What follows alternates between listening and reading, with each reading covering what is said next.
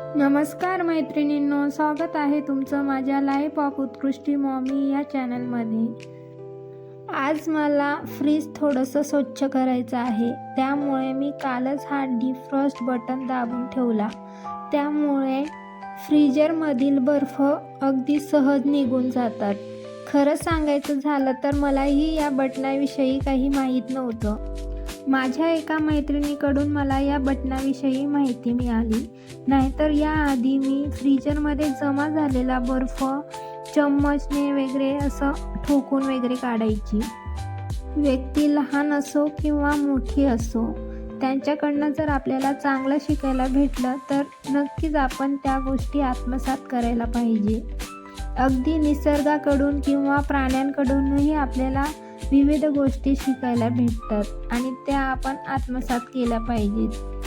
Fridge हा भिंतीला चिकटून ठेवू नये, निदान त्याच्यामध्ये 5-6 इंचाचं तरी अंतर असावं, कारण फ्रीजच्या कॉम्प्रेसरमधून नेहमी गरम हवा बाहेर पडत असते आणि मग ती भिंतीला ठोकून परत कॉम्प्रेसरवर येते आणि मग कॉम्प्रेसर खराब होण्याची शक्यता असते।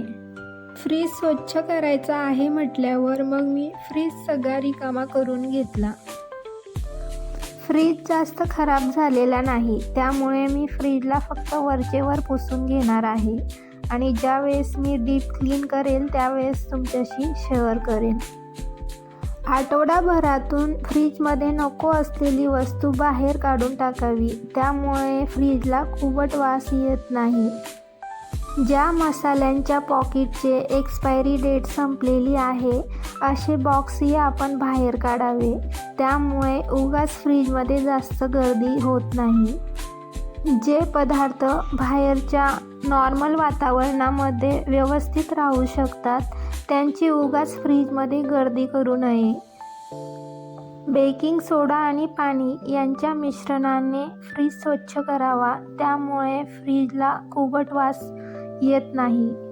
फ्रीजरमधला बर्फ जो मी बेसिंगमध्ये टाकून दिलेला आहे त्याच्याने उत्कर्ष आणि सृष्टी खेळत आहेत। फ्रीजरमध्ये जमा झालेला बर्फ जो मी बेसिंगमध्ये फेकून दिलेला आहे त्याच्याशी उत्कर्ष आणि सृष्टी खेळत आहेत। खरं तर तो बर्फ त्यांना कुठेच उपयोगात येणार नाही, तरीही ते त्या बर्फाचा छान मनसोक्त आनंद घेत आहेत।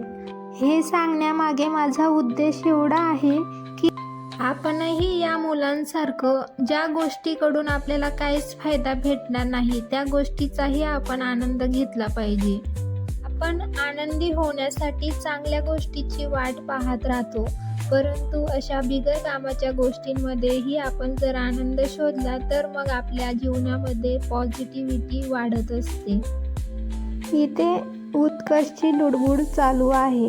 एखादं काम आपण करायला घेतलं आणि त्यामध्ये लहान मुलांचा हात लागला नाही तर ते काम कसं काय पूर्ण होणार बरं? इथे जर मी त्याला रागवली असती आणि त्याला जर हात लावू दिला नसता तर मग तो रडायला लागला असता आणि अजून त्याला मनवण्यामध्ये माझा अर्धा 1 तास गेला असता, त्यामुळे मीही त्याला ती लुडबुड करू दिली। एका वाटीमध्ये बेकिंग सोड्याचं पाणी आणि त्यामध्ये जर आपण अर्धा लिंबू कापून ठेवला तर फ्रीजमधला खूपच वास चालला जातो।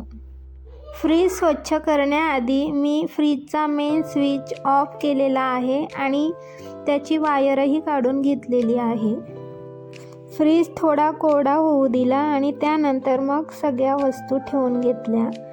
इथे मी दुधाची पातेली ठेवून घेत आहे आणि त्यानंतर दही आणि जे मी तूप घरीच बनवते त्या तूपसाठी जी साय जमवलेली असते ती पातेली पण मी याच कप्प्यात ठेवते।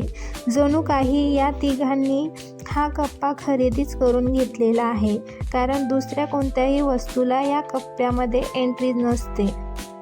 बऱ्याचदा काजू जेव्हा मी बाहेर ठेवायची त्यावेळेस त्यांना मुंग्या लागून जायच्या, त्यामुळे मी आता काजू आणि बदाम दोन्हीसाठी असे 2 बरण्या केलेल्या आहेत आणि त्या मी फ्रीजमध्येच ठेवते।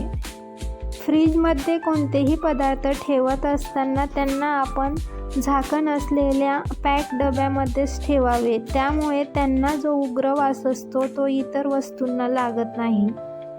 इथे मी फ्लावरचा बिगर कामाचा देठ काढून घेत आहे. जर तो असंच ठेवला तर मग उगाचच फ्रीजलाही ओझं होतं आणि ज्या महत्त्वाच्या गोष्टी आपल्याला फ्रीजमध्ये ठेवायच्या असतात त्यांनाही जागा पुरत नाही. भाजीपाला स्वच्छ करूनच मग जर फ्रीजमध्ये ठेवला तर बरीचशी आपली जागा वाचते आणि फ्रीजलाही ओझं कमी होतं. फ्रीजमध्ये गरम वस्तूही लगेच ठेवू नये, त्यामुळे कॉम्प्रेसरवर दबाव येतो आणि मग त्याचा मेंटेनन्स वाढतो. तसेच त्यामुळे फ्रीजमधील जीवाणूही वाढतात आणि फ्रीजमध्ये ठेवलेले पदार्थ खराब करू शकतात. फ्रीजचा दरवाजा हा 20 ते 25 सेकंदांपेक्षा जास्त उघडा ठेवू नये, त्यामुळे ही वीज बिल वाढू शकतं. फ्रीजमध्ये कोणताही पदार्थ ठेवत असताना तो एकदमच चिकटून ठेवू नये. थोडीफार हवा खेळती राहावी असा तो पदार्थ ठेवावा. फ्रीज हा गॅस स्टोव्हपासून निदान 6 फूटच्या अंतरावर ठेवावा आणि नेहमी फ्रीज हा हवेशीर आणि समतल जागेवर ठेवावा. फ्रीजरमध्ये जर आपल्याला बर्फ करायला ठेवायचं असेल तर त्या ट्रेच्या खाली आपण टिश्यू पेपर ठेवू शकतो. त्यामुळे मग बर्फ झाल्यानंतर तो ट्रे इझिली आपण काढू शकतो.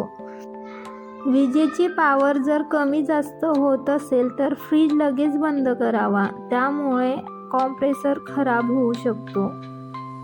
इथे मी मिरचीच्या देठा काढून घेत आहे.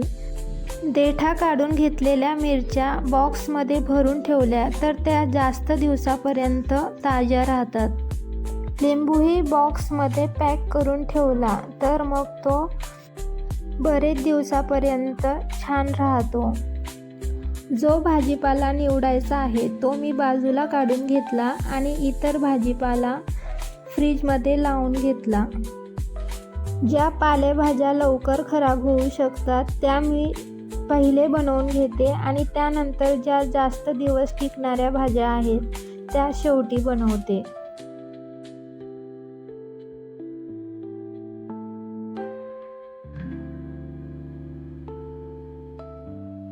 तुमच्याशी गप्पा मारता मारता माझा आज फ्रीजही स्वच्छ होऊन गेलेला आहे. इथे मी बाकीचा भाजीपाला निवडून घेत आहे आणि इथे मी माझा ब्लॉग संपवते. भेटूया नवीन ब्लॉगमध्ये. तिथपर्यंत काळजी घ्या.